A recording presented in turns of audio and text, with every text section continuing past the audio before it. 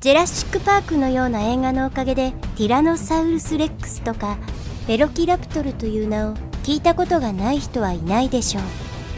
恐竜というと大体そういった大型生物を思い浮かべます。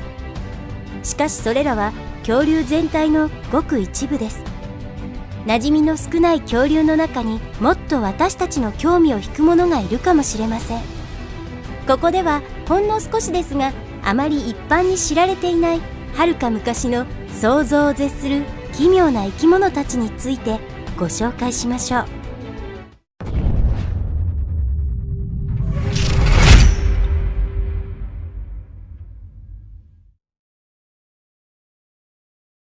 ティタノボア。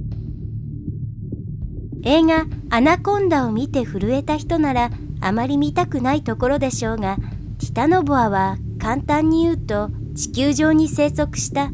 最も巨大なヘビです。全長は13メートルを超え、体重は1トン以上もありました。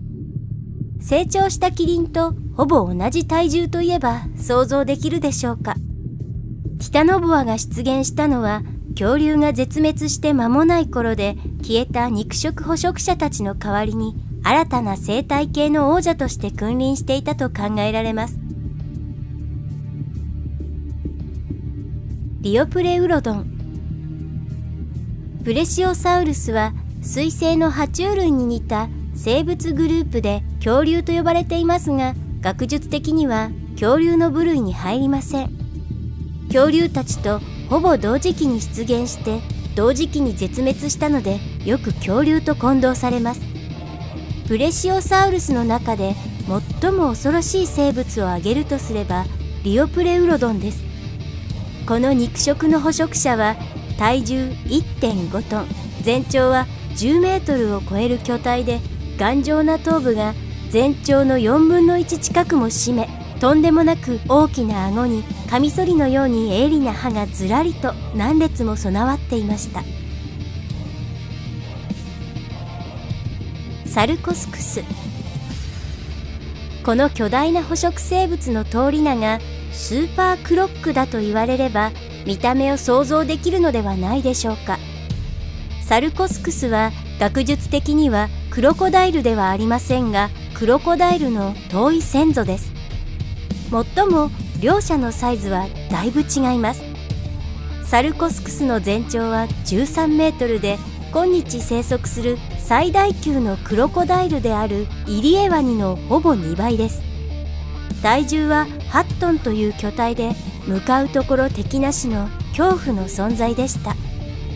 サルコスクスのご近所さんは恐竜たちだったので、巨体を保つ食料には困らず、多くの恐竜がサルコスクスの昼食に消えたと想像されます。モササウルス。プレシオサウルスと同じくモササウルスは水生の生き物で、恐竜と異なるグループに分類されます。全長はおよそ18メートルで、同様の水生生物の中で最大。白亜紀を通して水中で活動していた生物の中で最も危険な捕食者でもありました。見た目は巨大なクロコダイル、特に頭部で水中活動に恐ろしく適応したヒレが備わっていました。ギガントピテクス。名が示す通り、ギガントピテクスは巨大な猿です。オラウータンの仲間に近く、後進生に中国やインド、ベトナムの竹林やジャングルや山に生息していました。ギガントピテクスはベジタリアンでしたが、恐れるべき存在であったことは間違いありません。体長は4メートル、体重はなんと550キログラムもあったのです。そして並外れた力によって肉食の生物たちから身を守っていました。ギガントピテクスが絶滅したのは30万年前ですが、おそらく初期の人類による乱獲か気候の変化が原因と考えられます。もちろんイエティやビッグフット信者にとってはギガントピテクスもまたヒマラヤの奥地でひっそりと生きていることでしょう。ケツァルコアトルス。一つの伝説をさっさと壊してしまいましょう。恐竜映画やテレビ番組によく登場するプテロダクティルスは恐竜ではありません。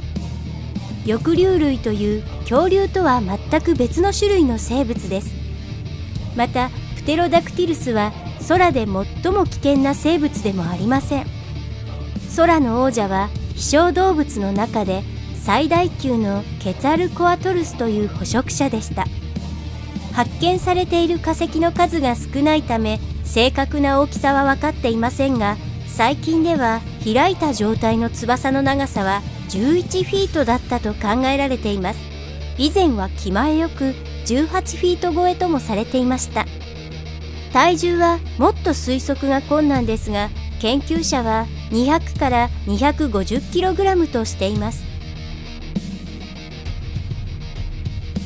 ゴルゴノプス。古の生物として恐竜ばかりが注目されがちですが、恐竜が登場する以前の地球も恐ろしい怪物でいっぱいでした。例えばゴルゴノプスですが、これは恐竜が優勢な捕食者となる前の2億6000年前に生息していた生き物です。体長は2から3メートルで、素早い動きと凶暴性によって食物連鎖の頂点に君臨する肉食生物でした。下顎よりも長く伸びた強靭な犬歯が特徴的です。強鳥類。学名オロスラチデーは格別恐ろしくもなく記憶しにくいので、大型で飛べない肉食の鳥をまとめて強鳥と呼んでいます。強鳥は体長1から3メートルで、後ろ足で立ち上がると3メートルの高さに届くことができ、時速30マイルで走り、ワシのような大きな鍵型のくちばしを持っていました。現在生き残っている強鳥の仲間はノガンモドキという90センチの鳥で、恐ろしさの程度で言えば蝶ぐらいでしょうか。しかしおよそ6000万年の長きにわたって強鳥は最強の捕食者だったので、決して侮れません。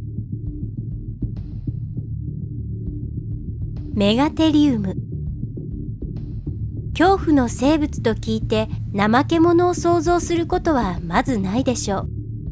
う。しかしメガテリウムこそは現在の怠け者の巨大で恐るべきご先祖です。